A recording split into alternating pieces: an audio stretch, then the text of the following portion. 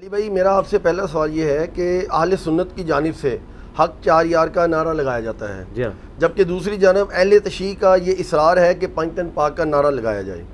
ایک مسلمان بیچارہ اس معاملے میں کیا کہے اور کس کو فالو کرے؟ اور اس میں ضمن میں ایک چیز ایڈ کر دوں، ابھی تھوڑی دیر پہلے میرے علم میں آئی ہے کہ ایک شخص ہے جو مکہ کے اندر بیٹھا شر پھیلا رہا ہے اور حرم کے اندر لال رومال پہن کے وہ شخص یہ بات کر رہا ہے کہ جو شخص بھی پنجتن پاک کا نعرہ لگاتا ہے یا یہ عقیدہ رکھتا ہے وہ کافر ہے۔ یہ اتنی سخت ترین اس نے یہ بات کی ہے اور بغیر کسی دلیل کے کی ہے۔ اس کے اوپر بھی تھوڑا سا جو ہے وہ آپ روشنی ڈالیں کہ حق چار یار نعرہ لگانے کے اوپر تو وہ کبھی نہیں بولے، لیکن یہاں پر پنجتن پاک کا نعرہ لگانے کے اوپر ان کو کیا تکلیف ہوئی ہے اور کس بیس کے اوپر انہوں نے یہ فتویٰ اتنا بڑا دیا ہے اور کون سی دلیل ہے ان کے پاس جس کے اوپر انہوں نے یہ کہا ہے کہ وہ کافر ہے؟ اس طرح کی باتوں کے لیے میرے بھائی دلیل کوئی نہیں ہوتی، ان ساری باتوں کے پیچھے پیٹ ہوتا ہے، اور پیٹ آپ کو پتہ ہے بڑا امپورٹنٹ ہے۔ جامعہ ترمذی میں حدیث ہے، ہر امت کا کوئی نہ کوئی فتنہ ہے، میری امت کا فتنہ مال ہے۔ بخاری اور مسلم دونوں میں حدیث ہے، نبی علیہ السلام نے اپنی وفات سے 1 مہینہ پہلے غزوہ احد کے شہداء پہ نماز پڑھی، نماز جنازہ احد کے قبرستان میں جا کے۔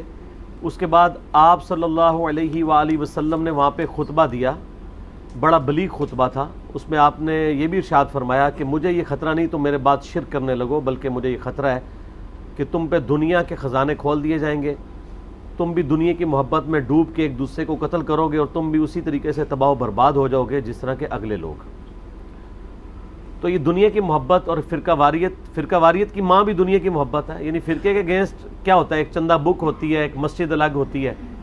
تو یہ لال رومال والا نہیں ہے، وہ لال داڑھی والی سرکار ہے، دونوں کو مکس کر دیا آپ نے۔ وہ لال داڑھی والے ہیں جنہوں نے یہ بات کی ہے۔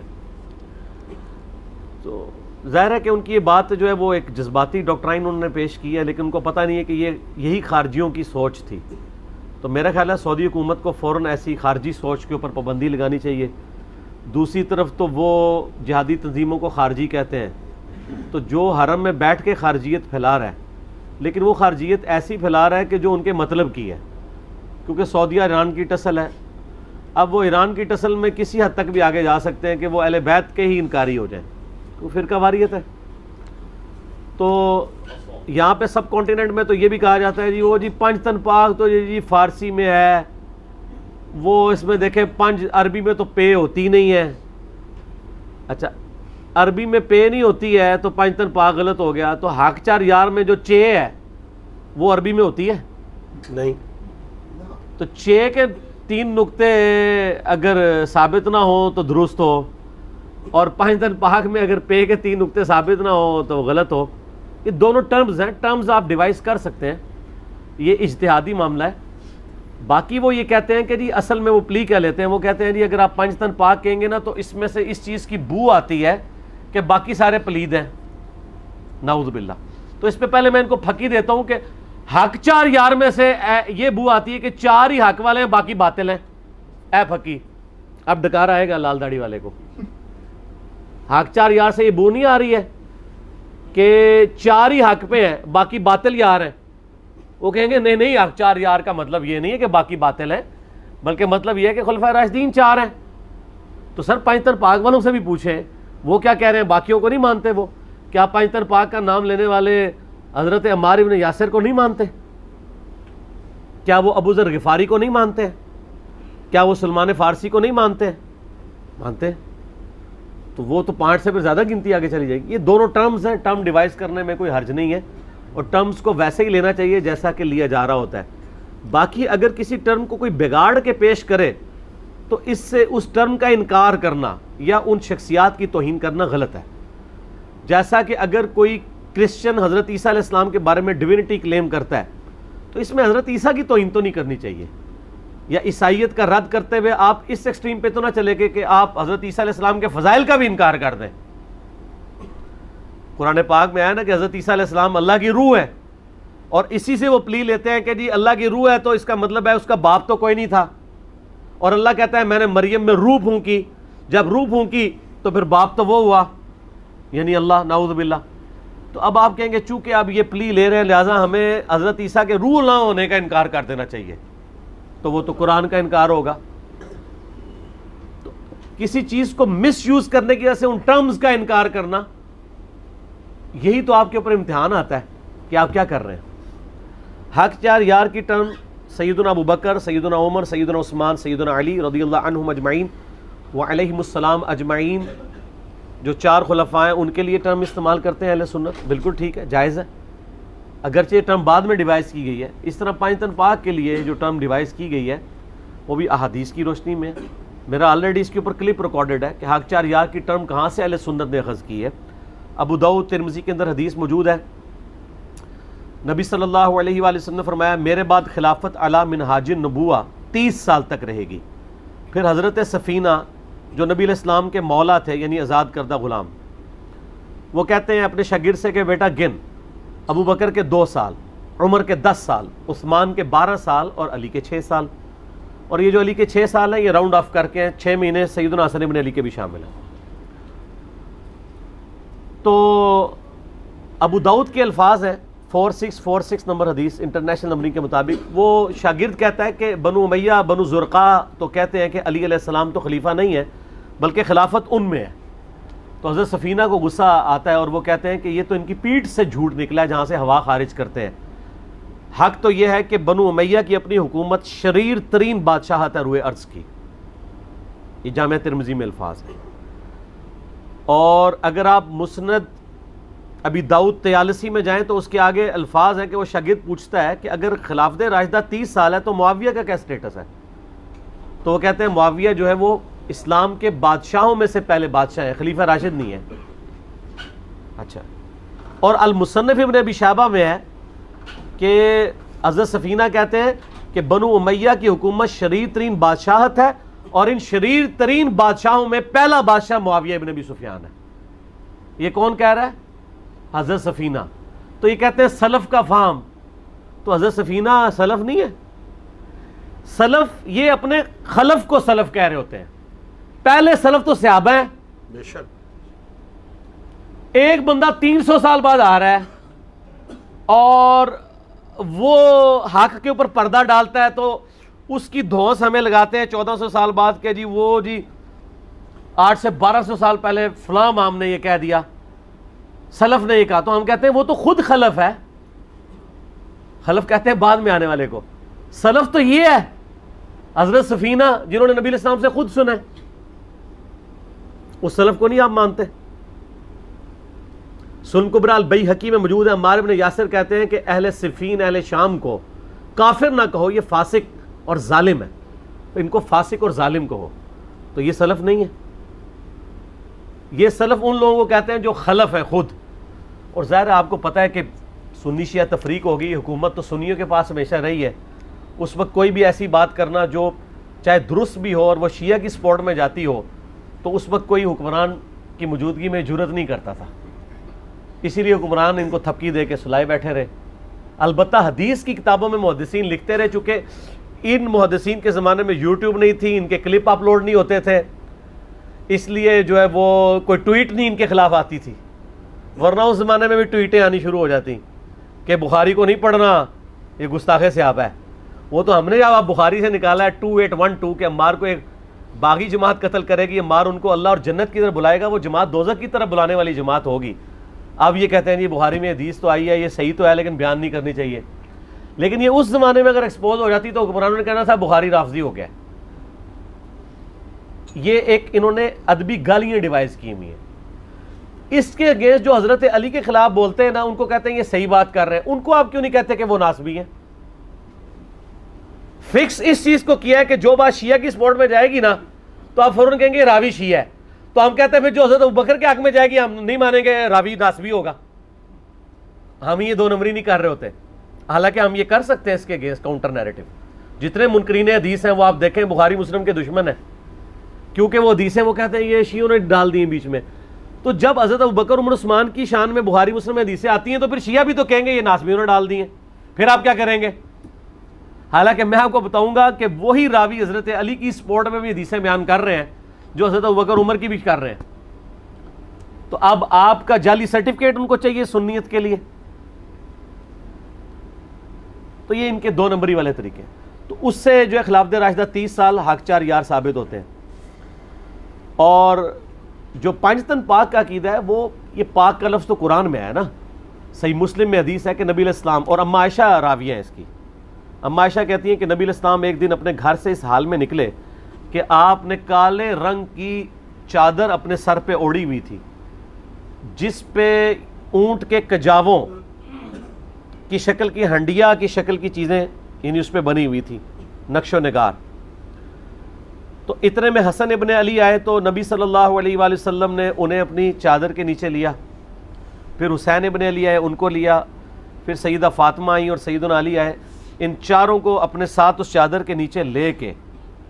سر اس طرح کی محبت کا اظہار دنیا میں کبھی کسی خاندان کے سربراہ نے اپنے بیوی بچوں کے لیے کیا ہے؟ نہیں، بہت ایکسٹراڈنری۔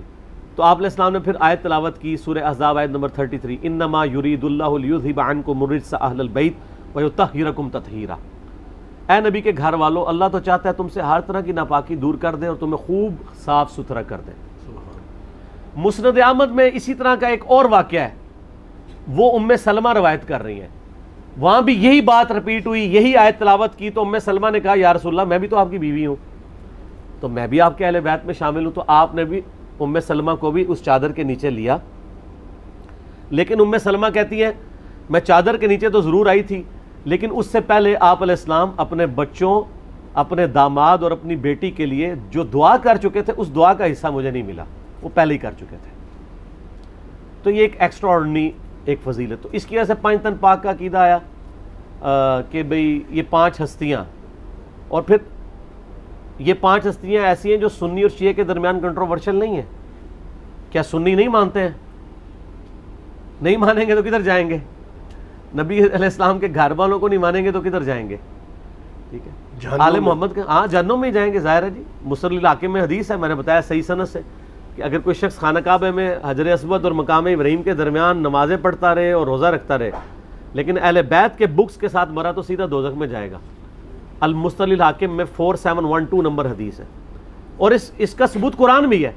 قرآن کی آیت ہے، سورہ احزاب کی آیت نمبر 57، ان الذین یؤذون اللہ ورسولہ لعنہم اللہ فی الدنیا والآخرہ، بے شک جو لوگ اللہ اور اس کے رسول کو تکلیف دیتے ہیں ان پہ لعنت ہے دنیا اور آخرت کی زندگی میں، وَأَعَدَّ لَهُمْ عَذَابًا مُهِينًا، اور اللہ نے ان کے لیے دردناک عذاب تیار کر رکھا ہے۔ تو قرآن میں ہے۔ تو نبی علیہ السلام کو اذیت دینا، اس میں کون کون سی چیزیں شامل ہوں گی؟ پہلے نمبر پہ کسی شخص کی اذیت یہ ہے کہ آپ اس کی اولاد کو اذیت دیں۔ دوستوں یاروں کو انسان کیا سمجھتا ہے؟ میں خود بیوی بچوں والا ہوں، آپ لوگ بھی ہیں، مجھے بتائیں بیوی اور بچوں سے آگے آپ کو کوئی دوست ہو سکتا ہے اپنا؟ اور یار سگے بھائی نہیں آگے ہوتے ہیں، بہن بھائی پیچھے رہ جاتے ہیں اولاد کے بعد۔ تو یہ ان الذین یؤذون اللہ ورسولہ، جو رسول اللہ کو اذیت دینا ہے، وہ کس کو اذیت دینا ہے؟ بخاری اور مسلم کی حدیث ہے، فاطمہ میرے جگر کا ٹکڑا ہے، جس نے فاطمہ کو تکلیف دی اس نے مجھے تکلیف دی۔ نبی علیہ السلام نے خود ہی بتا دیا اپنی بیٹی کے بارے میں، بے شک، کہ جس نے فاطمہ کو تکلیف دی اس نے مجھے تکلیف دی۔ تو سیدہ فاطمہ کو تکلیف دینا رسول اللہ صلی اللہ علیہ وسلم کو تکلیف دینا ہے، اور آگے پوتے تو نواسے تو وہ تو آپ کو بہت ہی عزیز ہوتے ہیں۔ اس میں ایک بات کروں گا جو ان کے لیے بہت بڑی پھکی ہے، صحیح بخاری میں حدیث ہے، واشی نے فتح مکہ کے موقع پر اسلام قبول کر لیا۔ ویسے تو بھاگ کے وہ طائف چلا گیا تھا۔ حضرت بلال حبشی بھی چونکہ حبشی تھے، واشی بھی حبشی تھا، تو حضرت بلال حبشی جہاں باقی لوگوں نے اپنے رشتہ داروں کے لیے امان حاصل کی فتح مکہ کے موقع پہ، تو انہوں نے بھی حضور سے کہا کہ رسول اللہ میں بھی اس کو امان دینا چاہتا ہوں، میں اس کو قائل کر لوں گا کہ وہ اسلام قبول کر لے، کیونکہ سورہ توبہ میں آیات نازل ہو چکی تھی کہ اب جن لوگوں نے ایمان نہیں قبول کیا وہ عرب کی سرزمین چھوڑ کے چلے جائیں، ادروائز وہ قتل کیے جائیں گے، عذاب استحصال آئے گا ان پہ۔ تو واشی تیار ہو گیا، حضرت بلال نے لا کے حضور کے سامنے پروڈیوس کر دیا صلی اللہ علیہ وآلہ وسلم۔ آپ نے پوچھا واشی یا رسول اللہ قاتل حمزہ، یا رسول اللہ فرمایا تیرا اسلام قبول کرتا ہوں، لیکن کیا تو ایسا کر سکتا ہے کہ مجھے اپنی شکل نہ دکھانا بعد میں؟ کسی نے نبی علیہ السلام کو یہ مشورہ نہیں دیا کہ حضرت حمزہ کو شہید ہوئے اس وقت 8 سال ہو چکے تھے، 5 سال، کیونکہ یہ 8 ہجری میں فتح مکہ ہوا ہے، 3 ہجری میں غزوہ احد، 5 سال پہلے حمزہ شہید ہوئے ہیں، اور یا رسول اللہ سوگ تو 3 دن ہوتا ہے، آپ 5 سال سے غم میں حمزہ منا رہے ہیں، ہمیں کہتے ہیں غم حسین منا رہے ہیں، تو یہ غم حمزہ کیوں منایا جا رہا ہے؟ اور اس لیول پہ منایا جا رہا ہے کہ مجھے شکل نہیں دکھانی۔ اگر نبی علیہ السلام حریص علیکم بالمؤمنین رؤوف الرحیم ہو کے بھی اپنے جذبات کے حوالے سے اتنے سٹرکٹ ہیں، تو کوئی کہے گا بغض واشی ہے نبی علیہ السلام کے دل میں؟ نعوذ باللہ، نہیں ہے، لیکن اس کی تکلیف اتنی بڑی تھی کہ نہیں بلا سکتا انسان، یہ حقیقت بات ہے۔ آپ کے ساتھ بھی ایسا ہو گیا ہو، آپ بھی نہیں بلا سکتے، ٹھیک ہے؟ تو مجھے بتائیں، انسان کو اپنے چچا سے زیادہ محبت ہوتی ہے یا اپنی اولاد سے؟ اولاد۔ تو جو آل امیہ قاتلین اہل بیت ہے، ان کی شکلیں دیکھیں گے نبی علیہ السلام قیام الدین؟ نیور۔ تو پھر وہ حدیث فٹ ہوگی بخاری مسلم کی، سحقن سحقن لمن غیر بعدی، ان کو مجھ سے دور کر دو جنہوں نے میرے بعد دین کو بدل دیا۔ تو اصل کو سمجھنا چاہیے۔ تو یہاں پہ یہ حدیث اس بات کا ثبوت ہے کہ نبی علیہ السلام کے دل میں بھی ایسے لوگوں کے لیے کوئی جذبہ نرمی کا نہیں آتا، لیکن آپ نے ان کو تکلیف کوئی نہیں دی، لیکن کہا بھائی مجھے نہ اپنی شکل دکھاؤ۔ وہ پوری زندگی حضور کے سامنے نہیں آیا اور وہ روتا تھا اس بات پہ۔ پھر اللہ تعالیٰ نے ان کے ساتھ ایک معاملہ کیا کہ اسی بخاری کی حدیث میں آتا ہے کہ جب مسیلمہ کذاب جھوٹے پیغمبر نے دعویٰ کیا تو اس کو قتل بھی وحشی نے کیا۔ تو وہ پھر کہا کرتے تھے کہ میں نے اسلام کے بھی بہترین شخص کو قتل کیا تھا، یہ مجھ سے جرم ہوا تھا، آج میں نے اپنا جرم دھو دیا کہ میں نے اسلام کے بدترین دشمن کو قتل کیا۔ تو یہ اللہ تعالیٰ نے ان سے کروایا، لیکن ان کا سٹیٹس پھر ظاہر ہے وہ، اور ریالٹی بھی ایسا ہو بھی نہیں سکتا نا، ایک شخص کی پوری زندگی قربانیوں کے لیے گزری ہو اور ایک شخص بالکل اینڈ پہ آئے، تو وہ دونوں برابر تو نہیں ہو سکتے، یہ تو حقیقت ہے۔ تو اللہ بھی قرآن میں کہتا ہے کہ جو فتح مکہ سے پہلے مسلمان ہوئے جو بعد میں برابر نہیں ہو سکتے، لیکن کل وعد اللہ الحسنی، اللہ نے سب کے ساتھ اچھا وعدہ رکھا ہوا ہے، بشرطے کہ باقی جو آیات ہیں ان کے تحت وہ اپنی اس کے تحت چل بھی رہے ہوں۔ اب کئی آپ کو پتہ ہے لوگ جو ہیں وہ نبی علیہ السلام کی وفات کے بعد مرتد ہوئے ہیں، صحیح بخاری کے اندر موجود ہے، کتنے عرب قبائل مرتد ہو گئے ہیں۔ اگر کوئی بخاری کو نہیں مانتا تو آپ انسانی ہسٹری پڑھ کے دیکھ لیں کہ نبی علیہ السلام کی وفات کے بعد کس طریقے سے دوبارہ سے شرازہ بکھر گیا تھا۔ یہ تو حضرت ابوبکر رضی اللہ تعالیٰ عنہ کی بڑی ثابت قدمی اور ان کی مینجمنٹ تھی، ادروائز تو یعنی معاملہ تل پٹ ہو گیا تھا۔ ظاہر ہے جب لیڈر اوپر سے جاتا ہے تو نیچے پھر کئی فتنے سر اٹھانا شروع کر دیتے ہیں۔ ہم پاکستان میں یہی تو بھگت رہے ہیں۔ محمد علی جناح اگر 8-10 سال اور زندہ رہتے اور اسی وقت ایک آئین بن جاتا تو آئین کے ساتھ جو پچھلے 70 سالوں میں کھلواڑ ہو رہا ہے اور جو کچھ عوام الناس کے ساتھ دھوکہ دہی ہو رہی ہے یہ نہ ہوتی۔ یہ پاکستان کی پریکٹیکل مثال ہے، تتر بتر ہو گیا۔ نبی علیہ السلام بھی آپ دیکھیں کہ عرب کے غلبے کے فوراً بعد ہی آپ علیہ السلام دنیا سے چلے گئے۔ یہ تو سکسیسر اچھا مل گیا سیدنا ابوبکر رضی اللہ تعالیٰ عنہ، کہ جنہوں نے وہ سارے فتنوں کو دبایا اور ان کو اللہ پہ اتنا اعتماد تھا کہ انہوں نے سارے محاذوں پہ جو ہے نا وہ دفاع کیا، حتیٰ کہ یہ بڑا مشکل کام تھا بڑی تھوڑی مین پاور کے ساتھ، لیکن ان کا ایمان کامل تھا۔ انہوں نے کہا کہ نبی علیہ السلام نے بشارت دی ہے، بخاری مسلم میں حدیث ہے کہ ان قریب کیسر روم ختم ہو جائے گا، قیامت تک کوئی کیسر نہیں ہوگا۔ لوگ کہتے تھے یار یہ کیسی باتیں کر رہے ہیں، ہزاروں سال کی اتنی امپائر ہے اور وہ ایسی ختم ہوگی کہ ہمیشہ کے لیے ختم ہو جائے گی، اور آپ نے فرمایا ان قریب کسرا بھی ختم ہوگا، پھر قیامت تک کوئی کسرا نہیں ہوگا۔ تو دیکھ لیں آج 1400 سال ہو گئے ہیں، نہ کیسر واپس آیا نہ کسرا۔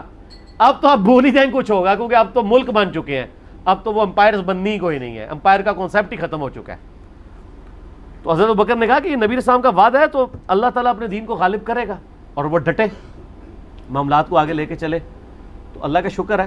باقی یہ اس طریقے سے یعنی ٹرمز کو ڈیوائز کر کے صرف چیزوں کو مل لینا، یعنی اہل حدیث نے توحید پکڑ لی ہوئی ہے، اہل تشیع نے جو ہے وہ محبت اہل بیت پکڑ لی ہوئی ہے، بریلوی جو ہے وہ عشق رسول کا راہ گلاپ رہے ہیں، دیوبندی جو ہے وہ عظمت صحابہ کو لے کے چل رہے ہیں۔ کل حزب بما لدیہم فرحون، ہر گروہ اس پہ خوش ہے جو اس کے پاس ہے۔ یہ قرآن کی آیت ہے نا، تو ایسی چیز نہیں ہونی چاہیے۔ پانچ پاک کو شیعہ کے کھاتے میں نہیں ڈالنا چاہیے، ہاکچار یار کو سنیوں کے کھاتے میں نہیں ڈالنا چاہیے۔ سب پرسنالٹی اسلام کی ہیں، اسلام کے ریئل ہیرو ہیں، ان کی قدر کرنی چاہیے۔ ٹھیک ہے، جزاک اللہ۔